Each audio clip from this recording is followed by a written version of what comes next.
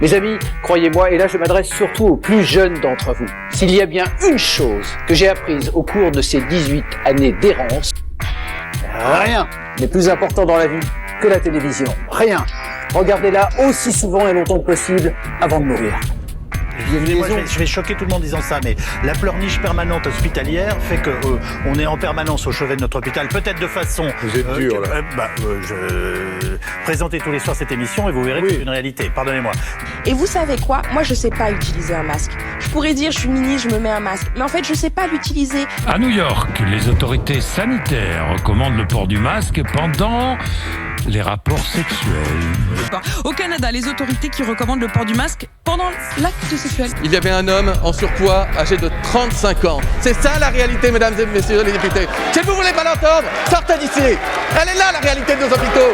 Elle est là la réalité de nos hôpitaux. C'est ça la réalité de nos hôpitaux. Vous êtes en train de débattre de sujets alors que nos soignants se battent pour sauver des vies de cette manière-là dans nos hôpitaux. Vous la comprenez, cette colère, Pierre Arditi? Ah oui, alors. Et comment? Au moins là, il n'y a pas de langue de bois, hein. Olivier Véran a une apostrophe qui, moi, me semble extrêmement problématique quand il s'adresse aux députés pour leur dire « sortez d'ici ». Les députés sont des représentants du peuple dans l'hémicycle.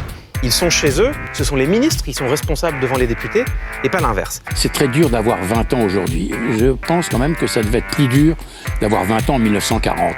Parce qu'en 1940, le couvre-feu, c'est les nazis qui les faisaient respecter. L'étymologie même de vaccin, donc c'est vaca, c'est la vache. Donc, c'est-à-dire c'est pour la variole de la vache qu'on soignait ça. Même si les Français sont des veaux, c'est pas chez la vache qu'on va trouver les solutions. Je pense pour ma part que cette épidémie ne se terminera que lorsqu'on aura un vaccin et un médicament. C'est demain matin ou dans 2 ans. À la fin, je serais plutôt pour un vaccin obligatoire, si constitutionnellement c'est possible. Je n'assume pas que mon risque quand je ne me fais pas vacciner.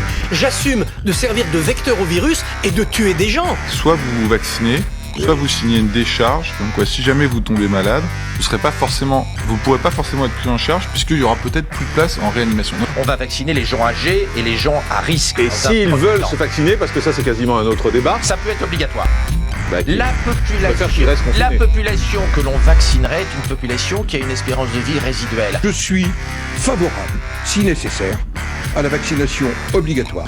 J'ai l'impression que ce sont les mêmes personnes qui nous disaient il y a 6 mois qu'il fallait se jeter sur la chloroquine, qui nous disent aujourd'hui qu'il ne faut pas aller se faire vacciner. Normalement, pour faire un vaccin, il faut 10 ans. Là, il a fallu 1 an. J'écoute ce qu'il m'a dit. On m'a dit que la chloroquine, qui était un médicament qu'on connaissait depuis longtemps, qu'il y avait un risque énorme à tenter la chance. Donc, je me demande pourquoi il y a un risque énorme pour un médicament qu'on connaît depuis des années. Il n'y en a pas pour un vaccin qu'on a produit dans des conditions incroyables. Je rappelle qu'on est dans un pays qui nous expliquait que le nuage de Tchernobyl s'arrêtait à la frontière.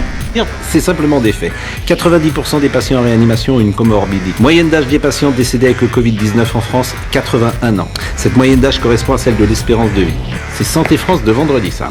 En France, un tiers des décès a eu lieu dans les EHPAD. 50% des victimes avaient plus de 84 ans. Même chez les plus de 90 ans, public le plus fragile, le taux de survie au Covid est de 80%. Un nonagénaire a donc 4 chances sur 5 de s'en tirer.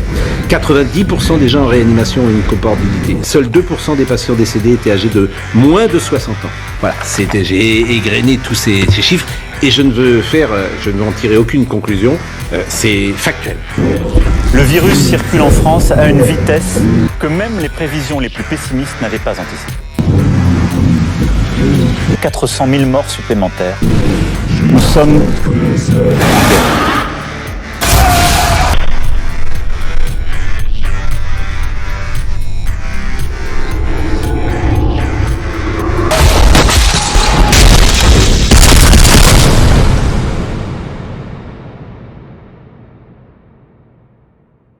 Alors, que devient la liberté dans un système de soins accaparant comme celui-là? Le concept même de liberté va devenir de plus en plus perverti. Et c'est ça qui est fascinant dans cette évolution, et c'est peut-être pour ça qu'elle est le plus terrible. Parce que qu'est-ce que c'est cette société de machines qui nous apprend à nous surveiller nous-mêmes? C'est une société qui dit, soyez libres, débarrassez-vous du médecin, soignez-vous vous-même.